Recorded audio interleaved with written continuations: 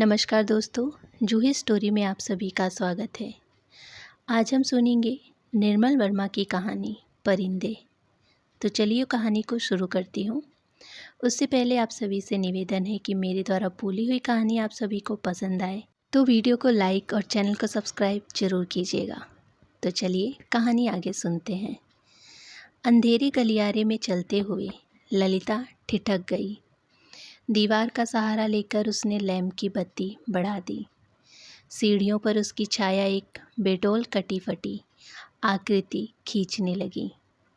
7 number कमरे में लड़कियों की बातचीत और हंसी ठहाकों का स्वर अभी तक आ रहा था। ललिता ने दरवाज़ा खटखटाया। शोर अचानक बंद हो गया। कौन है? ललिता चुप खड़ी रही। कमरे में कुछ देर तक घुसर फुसर होती रही। फिर दरवाजे की चिटखनी के खुलने का स्वर आया। ललिता कमरे की देहरी से कुछ आगे बढ़ी। लैंप की झपकती लौ में लड़कियों के चेहरे सिनेमा के पर्दे पर ठहरे हुए क्लोजअप की भांति उभरने लगे। कमरे में अंधेरा क्यों कर रखा है? ललिता के स्वर में हल्की सी झिझकी का आभास था। लैंप में तेल खत्म हो गया मैम। यह सुधा का कमरा था, इसीलिए उसे ही उत्तर देना पड़ा। हॉस्टल में शायद वह सबसे अधिक लोकप्रिय थी, क्योंकि सदा छुट्टी के समय या रात को डिनर के बाद आसपास के कमरों में रहने वाली लड़कियों का जमघट उसी कमरे में लग जाता था। देर तक गपशप हंसी मजाक चलता रहता। तेल के लिए करुमुद्दीन से क्यों नहीं कहा? कितनी बार कहा मैडम, लेकिन उसे याद रहे तब तो। कमरे में हंसी की फुहार एक कोने से दूसरे कोने तक फैल गई। लतिका के कमरे में आने से अनुशासन की जो घुटन घेर आई थी वह अचानक बह गई। करीमुद्दीन हॉस्टल का नौकर था। उसके आलस और काम में टामाटोल करने के किस्से हॉस्टल की लड़कियों में पीढ़ी दर पीढ़ी चले आते थे। लतिका को हठात कुछ स्मरण हो आया। अंधेरे में लैंप घुमाते हुए चारों ओर निगाहें दौड़ाई। कमरे में चारों ओर घेरा बनाकर वे बैठी सी, पास पास एक दूसरे से सटकर। सबके चेहरे परिचित थे, किंतु लैंप के पीले मध्यम प्रकाश में मानो कुछ बदल गया था, या जैसे वह उन्हें पहली बार देख रही थी। जूली, अब तक कुछ इस ब्लॉक में क्या कर रही हो? जूली खिड़की के पास पलंग के सिरहाने बैठी थी। उसने चुपचाप आंखें नीची कर ली। लैंप का प्रकाश चारों ओर से सिमटकर अब केवल उसके चेहरे पर गिर रहा था। नाइट रजिस्टर पर दस्तखत कर दिए? हाँ मैडम। फिर लतिका का स्वर कड़ा हो आया। जूली सकुचाकर खिड़की से बाहर देखने लगी। जब से लतिका इस स्कूल में आई है उसने अनुभव किया है कि हॉस्टल के इस नियम का पालन डांट फटकार के बावजूद नहीं होता। मैडम, कल से छुट्टियां शुरू हो जाएंगी, इसीलिए आज रात हमने सबने मिलकर, और सुधा पूरी बात न कहकर हेमंती की ओर देखते हुए मुस्कुराने लगी। हेमंती के गाने का प्रोग्राम है, आप भी कुछ देर बैठिए ना। लतिका को उलझन मालूम हुई। इस समय यहाँ आकर उसने इनके मज़े को किरकिरा कर दिया। इस छोटे से हिल स्टेशन पर रहते उसे शाखा अरसा हो गया, लेकिन कब समय पतझड़ और गर्मियों का घेरा पार कर सर्दी की छुट्टियों की गोद में सिमट जाता है, उसे कभी याद नहीं रहता। चोरों की तरह चुपचाप वह देहरी से बाहर को गई। उसके चेहरे का तनाव ढीला पड़ गया। वह मुस्कुराने लगी। मेरे संग स्नोफॉल देखने कोई नहीं ठहरेगा। मैडम, छुट्टियों में क्या आप घर नहीं जा रही हैं? सब लड़कियों की आंखें उस पर जम गई। अभी कुछ पक्का नहीं है। I love the snowfall. Latika को लगा कि यही बात उसने पिछले साल भी कही थी, और शायद पिछले से पिछले साल भी। उसे लगा मानो लड़कियां उसे संदेह की दृष्टि से देख रही हैं, मानो उन्होंने उसकी बात पर विश्वास नहीं किया। उसका सिर चकराने लगा, मानो बादलों को स्याह झुरमुट किसी अनजाने कोने में उठकर उसे अपने में डुबा लेगा। वह थोड़ा सा हंसी और फिर धीरे से उसने सर को झटक दिया। जूली, तुमसे कुछ काम है। अपने ब्लॉक में जाने से पहले मुझे मिल लेना। Well, good night. लतिका ने अपने पीछे दरवाज़ा बंद कर लिया। Good night madam, good night, good night. गलियारे की सीढ़ियाँ न उतरकर लतिका रेलिंग के सहारे खड़ी हो गई। लैंप की बत्ती को नीचे घुमाकर कोने में रख दिया। बाहर धुंध की नीली तहें बहुत घनी हो गई थी। लॉन पर लगे हुए चीड़ के पत्तों की सरसराहट हवा के झोंकों के संग कभी तेज कभी धीमी होकर भीतर आती थी। हवा में सर्दी का हल्का सा आभास पाकर लतिका के दिमाग में कल से शुरू होने वाली छुट्टियों का ध्यान भटक आया। उसने आंखें मूंद ली। उसे लगा कि जैसे उसकी टांगें बांस की लकड़ियों की तरह उसके शरीर में बंधी है, जिसकी गांठें धीरे धीरे खुलती जा रही हैं। सिर की चकराहट अभी मिटी नहीं थी, मगर अब जैसे वह भीतर न होकर बाहर फैली हुई धुंध का हिस्सा बन गई थी। सीढ़ियों पर बातचीत का स्वर सुनकर लतिका जैसे सोते से जगी। शॉल को कंधों पर समेटा और लैंप उठा लिया। डॉक्टर मुखर्जी मी हॉबर्ट के संग एक अंग्रेजी धुन गुनगुनाते हुए ऊपर आ रहे थे। सीढ़ियों पर अंधेरा था और हॉबर्ट को बार बार अपनी छड़ी से रास्ता टटोलना पड़ता था। लतिका ने 2-4 सीढ़ियाँ उतरकर लैंप को नीचे झुका दिया। Good evening doctor. Good evening miss Hobart. Thank you miss Latika. Hobart के स्वर में कृतज्ञता का भाव था। सीढ़ियाँ चढ़ने से उनकी सांस तेज हो रही थी और वह दीवार से लगे हुए हाँफ रहे थे। लैंप की रोशनी में उनके चेहरे का पीलापन कुछ तांबे की तरह जैसा हो गया था। यहाँ अकेली क्या कर रही हो मिस लतिका? डॉक्टर ने होठों के भीतर से सीटी बजाई। चेकिंग करके लौट रही थी। आज इस वक्त ऊपर कैसे आना हुआ मिस्टर हॉबर्ट? हॉबर्ट ने मुस्कुराकर अपनी छड़ी डॉक्टर के कंधों से झुला दी। इनसे पूछो, यही मुझे ज़बरदस्ती घसीट लाए हैं। मिस लतिका, हम आपको निमंत्रण देने आ रहे थे। आज रात मेरे कमरे में एक छोटा सा कंसर्ट होगा, जिसमें मिस हॉबर्ट सोपा और चाइकोव्स्की के कंपोजिशन बजाएंगे और फिर क्रीम कॉफ़ी पी जाएगी। और उसके बाद अगर समय रहा तो पिछले साल हमने जो गुनाह किए हैं उन्हें हम सब मिलकर कॉन्फ्रेंस करेंगे। डॉक्टर मुखर्जी के चेहरे पर भारी मुस्कान खेल गई। डॉक्टर, मुझे माफ़ करें, मेरी तबीयत कुछ ठीक नहीं है। चलिए, यह ठीक रहा। फिर तो आप वैसे भी मेरे पास आती। डॉक्टर ने धीरे से लतिका के कंधों को पकड़कर अपने कमरे की तरफ मोड़ दिया। डॉक्टर मुखर्जी का कमरा ब्लॉक के दूसरे सिरे पर छत से जुड़ा हुआ था। वह आधे बर्मी थे, जिसके चिन्ह उनकी थोड़ी दबी हुई नाक और छोटी छोटी चंचल आँखों से स्पर्श थे। बर्मा पर जापानियों का आक्रमण होने के बाद वह इस छोटे से पहाड़ी शहर में आ बसे थे।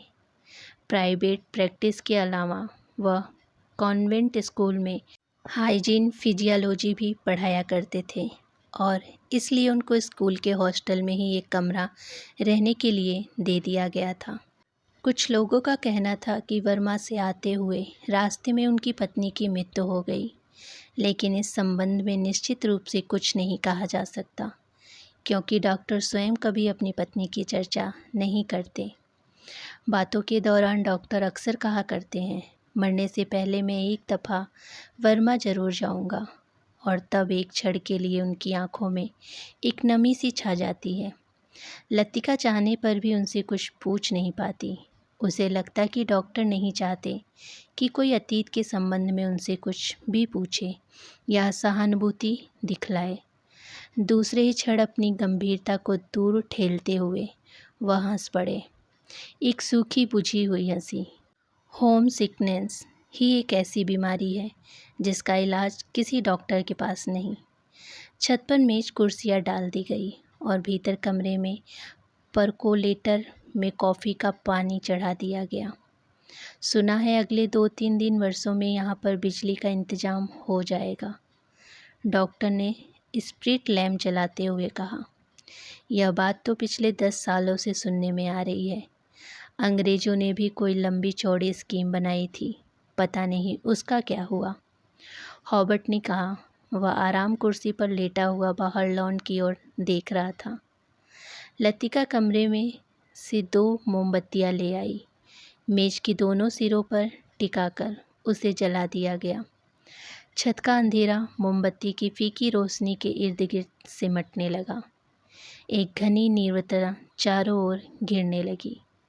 हवा में चीड़ के वृक्षों की साएं साएं दूर तक फैली पहाड़ियों और घाटियों में सीटियों की गूंज सी छोड़ती जा रही थी। इस बार शायद बर्फ़ जल्दी गिरेगी। अभी से हवा में एक सर्द खुश्की सी महसूस होने लगी है। डॉक्टर का सिगार अंधेरे में लाल बिंदी सा चमक रहा था। पता नहीं मिस बुट को स्पेशल सर्विस का गोरख धंधा क्यों पसंद आता है। छुट्टियों में घर जाने से पहले क्या यह ज़रूरी है कि लड़कियां फादर एल्मट का सरमन सुने? हॉर्बर्ट ने कहा। डॉक्टर को फादर हेलमेट एक आंख नहीं सुहाते थे। लतिका कुर्सी पर आगे झुककर प्यालों में कॉफ़ी उड़ेलने लगी। हर साल स्कूल बंद होने के दिन यही 2 प्रोग्राम होते हैं, चैपल में स्पेशल सर्विस और उसके बाद दिन में पिकनिक। लतिका को पहला साल याद आया जब डॉक्टर के संग पिकनिक के बाद वह क्लब गई थी। डॉक्टर बार में बैठे थे। बार रूम कमाऊ रेजिमेंट के अफसरों से भरा हुआ था। कुछ देर तक बिलियर्ड का खेल देखने के बाद जब वो वापस बार की ओर आ रहे थे तब उसने दाई और क्लब की लाइब्रेरी में देखा, मगर उसी समय डॉक्टर मुखर्जी पीछे से आ गए थे। मिस ललिता, यह मेजर गिरीश नेगी हैं। बिलियर्ड रूम से आते हुए हंसी ठहाकों के बीच वह नाम दबसा गया था। वह किसी किताब के बीच में उंगलियां रखकर लाइब्रेरी की खिड़की से बाहर देख रहा था। हेलो डॉक्टर, वह पीछे मुड़ा। तब उस क्षण न जाने क्यों लतिका का हाथ कांप गया और कॉफ़ी की कुछ गर्म बूंदें उसकी साड़ी पर छलक आई। अंधेरे में किसी ने नहीं देखा कि लतिका के चेहरे पर एक उन्नीदा रीतापन घिराया है। हवा के झोंके में मोमबत्तियों की लौ फड़कने लगी। छत से भी ऊंची काठगोदाम जाने वाली सड़क पर यूपी रोडवेज की आखिरी बस डाक लेकर जा रही थी। बस ही डेड लाइट्स में के आसपास फैली हुई झाड़ियों की छाएं घर की दीवार पर सरकती हुई गायब होने लगी। मिस लतिका, आप इस साल की छुट्टियों में यहीं रहेंगी? डॉक्टर ने पूछा। डॉक्टर का सवाल हवा में टंगा रहा। उसी क्षण पियानो पर सोपा का नॉकटर्न हॉबर्ट की उंगलियों के नीचे से फिसलता हुआ धीरे धीरे छत के अंधेरे में खुलने लगा, मानो जल पर कोमल स्वप्रिल उर्मियाँ भौरों का झिलमिलाता जाल बुनती हुई दूर दूर किनारों तक फैलती जा रही हो। लतिका को लगा कि जैसे कहीं बहुत दूर बर्फ़ की चोटियों से परिंदों के झुंड नीचे अनजाने देशों की ओर उड़े जा रहे हैं। इन दिनों अक्सर उसने अपने कमरे की खिड़की से उन्हें देखा है। धागे में बंधे चमकीले लट्टुओं की तरह वे एक लंबी टेढ़ी मेढ़ी कतार में उड़े जाते हैं, पहाड़ों की सुनसान निवृत्ता से परे उन विचित्र शहरों की ओर जहाँ शायद कभी वह कभी नहीं जाएगी। लतिका आर्म चेयर पर उगने लगी। डॉक्टर मुखर्जी का सिंगार अंधेरे में चुपचाप जल रहा था। डॉक्टर को आश्चर्य हुआ कि लतिका न जाने क्यों सोच रही है, और लतिका सोच रही थी क्या वह बूढ़ी होती जा रही है। उसके सामने स्कूल की प्रिंसिपल मिस बुट का चेहरा घूम गया। पोपला मुंह, आंखों के नीचे झुलती हुई मांस की थैलियाँ, जरा जरा सी बात पर चिढ़ जाना, कर्कश आवाज़ में चीखना, सब उसे ओल्ड मेड कहकर पुकारते हैं। कुछ वर्षों बाद वह भी हूबहू वैसी ही बन जाएगी। लतिका के समूचे शरीर में झुरझुरी सी दौड़ गई, मानो अनजाने में उसने किसी गलीच वस्तु को छू लिया हो। उसे याद आया कुछ महीनों पहले अचानक उसे हॉर्बर्ट का प्रेम पत्र मिला था। भावुक याचना से भरा हुआ पत्र जिसमें उसमें न जाने क्या कुछ लिखा था। जो कभी उसकी समझ में नहीं आया। उसे हॉवर्ड की इस बचकाना हरकत पर हंसी आई थी, किंतु भीतर ही भीतर प्रसन्नता भी हुई थी। उसकी उम्र अभी बीती नहीं, अब भी वह दूसरों को अपनी ओर आकर्षित कर सकती है। हॉवर्ड का पत्र पढ़कर उसे क्रोध नहीं आया, आई थी केवल ममता। वह चाहती तो उसकी गलतफहमी को दूर करने में देर न लगती, किंतु कोई शक्ति उसे रोक रहती। उसके कारण अपने पर विश्वास रहता है। अपने सुख का भ्रम मानो हॉवर्ड की गलतफहमी से जुड़ा है। हॉवर्ड ही क्यों, वह क्या किसी को चाह सकेगी? उस अनुभूति के संग जो अब नहीं रही, जो छाया सी उस पर मंडराती रहती है, न स्वयं मिटती है न उसे मुक्ति दे पाती है। उसे लगता जैसे बादलों पर झुरमुट फिर उसके मस्तिष्क पर धीरे धीरे छाने लगा है। उसकी टांगें फिर निर्जीव शिथिल सी हो गई है। वह झटके से उठ खड़ी हुई। डॉक्टर, माफ़ करना, मुझे बहुत थकान सी लग रही है। बिना वाक्य पूरा किए वह चली गई। कुछ देर तक टेरेस पर निस्पंदता छाई रही।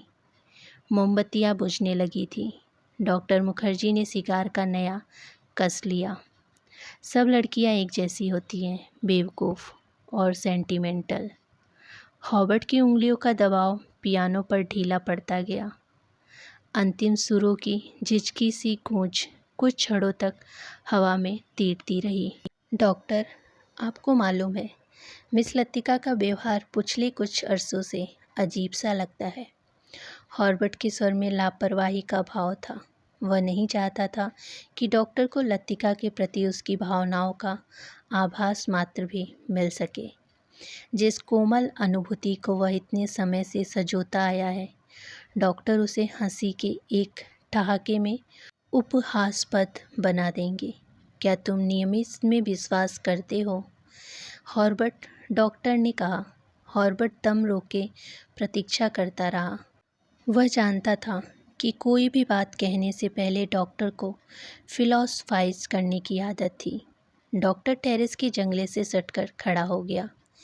फीकी सी चांदनी में चीड़ के पेड़ों की छाएं लॉन पर गिरी रही थी।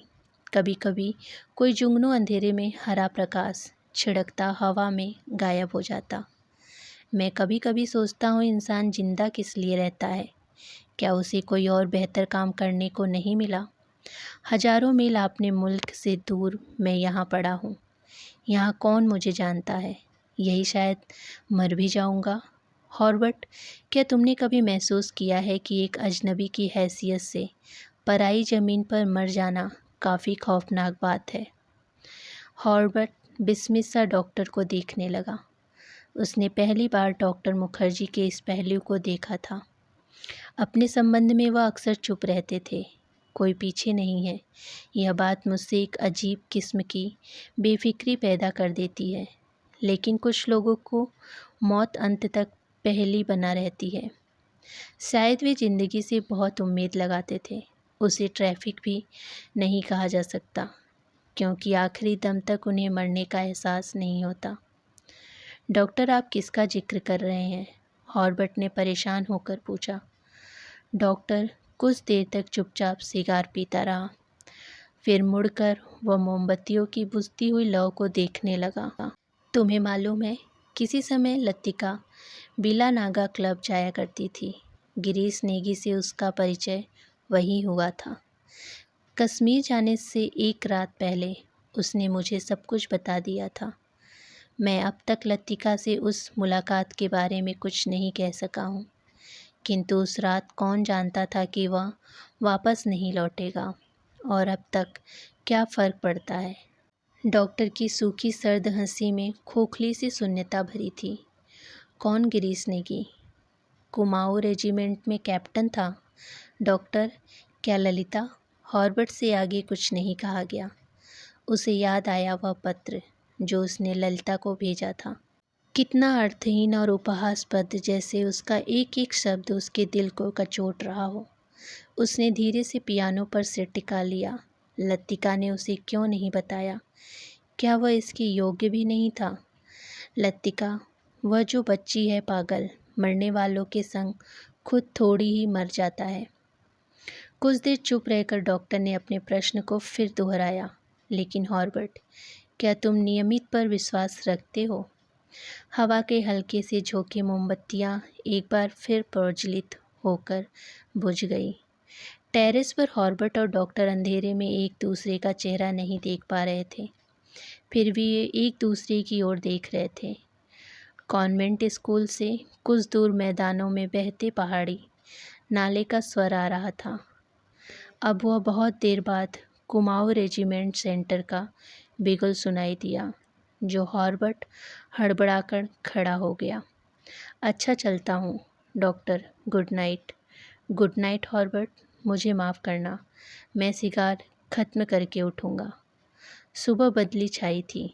लतिका की खिड़की खोलने की धुंध का गुब्बारा सा भीतर घुस आया, जैसे रात भर दीवार के सहारे सर्दी में ठिठुरता हुआ वह भीतर आने की प्रतीक्षा कर रहा हो। स्कूल से ऊपर चैपल जाने वाली सड़क बादलों में छिप गई थी।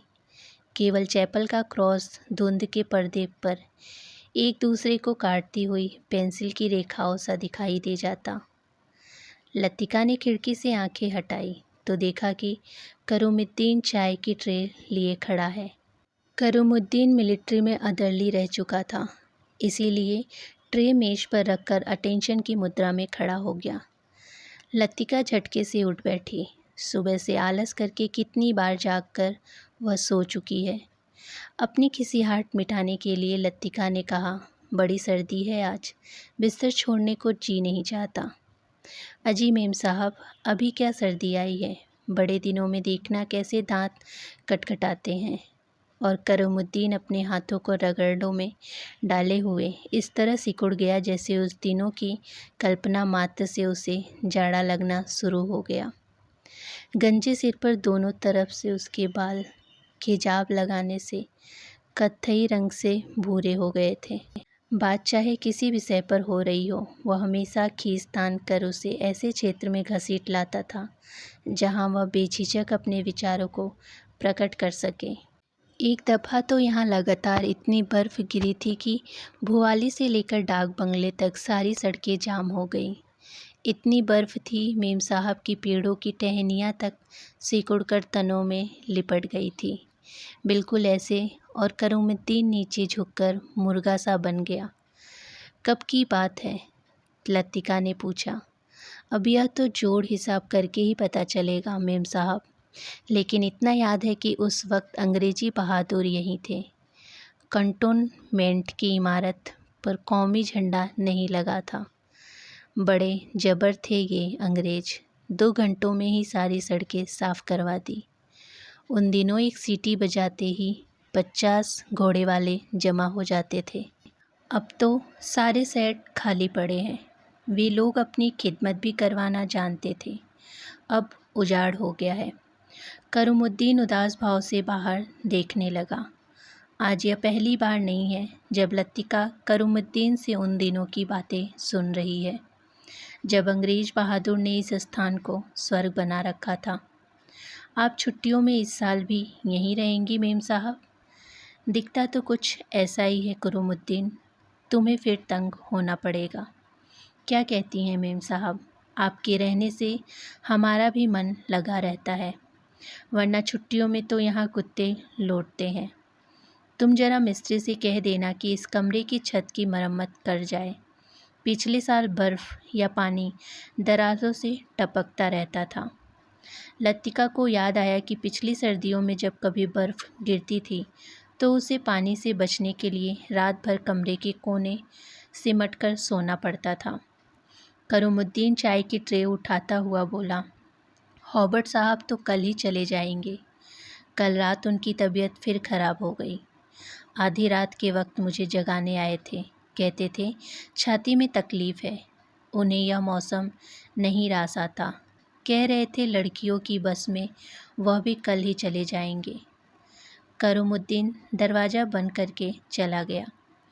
लतिका की इच्छा हुई कि वह हॉबर्ट के कमरे में जाकर उनकी तबीयत की पूछताछ कर आए, किंतु फिर न जाने क्यों स्लीपर पैरों में टंगे रहे और वह खिड़की से बाहर बादलों को उमड़ता हुआ देखती रहीं। हॉबर्ट का चेहरा जब उसे देखकर सहमा सा दयनीय हो जाता है, तब लगता है कि वह अपनी मूक निरीह याचना में उसे कोस रहा है। न वह उसकी गलतफहमी को दूर करने का प्रयत्न कर पाती है, न उसे अपनी व्यवस्था की सफाई देने का साहस होता है। उसे लगता है कि इस जाले से बाहर निकलने के लिए वह धागे के जिस सिरे को पकड़ती है वह खुद एक गांठ बनकर रह जाता है। बाहर बूंदाबूंदी होने लगी। कमरे की टीन की छत खट-खट बोलने लगी। लतिका पलंग से उठ खड़ी हुई, बिस्तर को तह कर बिछाया, फिर पैरों में स्लीपर को घसीटते हुए वो बड़े आईने तक आई और उसके सामने स्टूल पर बैठकर बालों को खोलने लगी, किंतु कुछ देर तक कंघी बालों में ही उलझी रही और वह गुमसुम हो शीशे में अपना चेहरा देखती रही। करीमुद्दीन को यह कहना याद ही नहीं रहा कि धीरे धीरे आग जलाने की लकड़ियाँ जमा कर लें। इन दिनों सस्ते दामों पर सूखी लकड़ियाँ मिल जाती हैं। पिछले साल तो कमरा धुएं से भर जाता था, जिसके कारण कपकपाते जाड़े में भी उसे खिड़की खोलकर ही सोना पड़ता था। आईने में लतिका ने अपना चेहरा देखा। वह मुस्कुरा रही थी। पिछले साल अपने कमरे की सीलन और ठंड से बचने के लिए कभी कभी वह मिस वुड के खाली कमरे में चोरी चुपके सोने चली जाया करती थी। मिस वुड का कमरा बिना आग में भी गर्म रहता था। उनके गदोले सोफे पर लेटे ही आँख लग जाती थी। कमरा छुट्टियों में खाली पड़ा रहता है, किंतु मिस वुड से इतना नहीं होता कि 2 महीनों के लिए उसके हवाले कर जाए। हर साल कमरे में ताला ठोक जाती हैं। वह तो पिछले साल गुल खाने में भीतर की शाकल देना भूल गई थी, जिसे लतिका चोर दरवाजे के रूप में इस्तेमाल कर सकती थी। पहले साल अकेले में उसे बड़ा डर सा लगता था। छुट्टियों में सारे स्कूल और हॉस्टल के कमरे साए साए करने लगते हैं। डर के मारे उसे जब भी नींद नहीं आती थी, वह तब करीमुद्दीन को रात में देर तक बातों में उलझाए रखती। बातों में जब वह खोई सी सो जाती, तब करीमुद्दीन लैंप बुझाकर चला जाता। कभी कभी बीमारी का बहाना करके वह डॉक्टर को बुलावा भेजती थी और बाद में बहुत जिद करके दूसरे कमरे में उनका बिस्तर लगवा देती। लतिका के कंधे से बालों का गुच्छा निकला और उसे बाहर फेंकने के लिए वह खिड़की के पास आ खड़ी हुई। बाहर छत की ढलान से बारिश के जल की मोटी सी धार बराबर लॉन पर गिर रही थी। मेघा छत्र आकाश में सरकते हुए बादलों के पीछे पहाड़ियों के झुंड कभी उभर आते थे, कभी छिप जाते थे, मानो चलती ट्रेन से कोई उन्हें देख रहा हो। लतिका ने खिड़की से सिर बाहर निकाल लिया। हवा के झोंके से उसकी आंखें झप गईं। उसे जितने काम याद आते उतना ही आलस घना हो जाता है। बस सीटें रिजर्व करवाने के लिए चपरासी को रुपए देने हैं। जो सामान हॉस्टल की लड़कियां पीछे छोड़ जाती हैं, उन्हें गोदाम में रखवाना होगा। कभी कभी तो छोटी क्लास की लड़कियों के साथ पैकिंग करवाने के काम में भी उसे हाथ बटाना पड़ता था। वह इन कामों से उबती नहीं। धीरे धीरे सब निपटते जाते हैं। कोई गलती इधर उधर रह जाती तो बाद में सुधर जाती। हर काम में चिक चिक रहती है, परेशानी और दिक्कत होती है, किंतु देर सवेर इससे छुटकारा मिल ही जाता है। किंतु जब लड़कियों की आखिरी बस चली जाती है, तब मन उचाट सा हो जाता है। खाली कॉरिडोर में घूमती हुई वह कभी इस कमरे में जाती और कभी उसमें। वह नहीं जान पाती कि अपने से क्या करे। दिल कहीं नहीं टिक पाता, हमेशा भटका भटका सा रहता है। इस सब के बावजूद जब कोई सहज भाव से पूछ बैठता, मिस लतिका, छुट्टियों में आप घर नहीं जा रही, तब वह क्या कहे। Ding dong ding. Special service के लिए स्कूल चैपल के घंटे बजने लगते थे। लतिका ने अपना सिर खिड़की के भीतर कर लिया। उसने झटपट साड़ी उतारी और पेटीकोट में ही कंधे पर तौलिया डाली और गुसल खाने में घुस गई। लेफ्ट राइट कैंटोनमेंट जाने वाली पक्की सड़क पर 4-4 की पंक्ति में कुमाऊं रेजिमेंट के सिपाही की एक टुकड़ी मार्च कर रही थी। फौजी बूटों की भारी और खुरदरी आवाज़ें स्कूल चैपल की दीवारों से टकराकर भीतर प्रेयर हॉल में गूंज रही थी। फादर हेलमेट एक एक शब्द चबाते हुए खखारते स्वर में समरन ऑफ द माउंट पढ़ रहे थे। ईसा मसीह की मूर्ति के नीचे कैंडल बीएम के दोनों ओर मोमबत्तियां जल रही थी, जिसका प्रकाश आगे बैठी हुई लड़कियों पर पड़ रहा था। पिछली लाइनों की बेंचें अंधेरे में डूबी हुई थी, जहां लड़कियां प्रार्थना की मुद्रा में बैठी हुई सिर झुकाए एक दूसरे से घुसर-फुसर कर रही थी।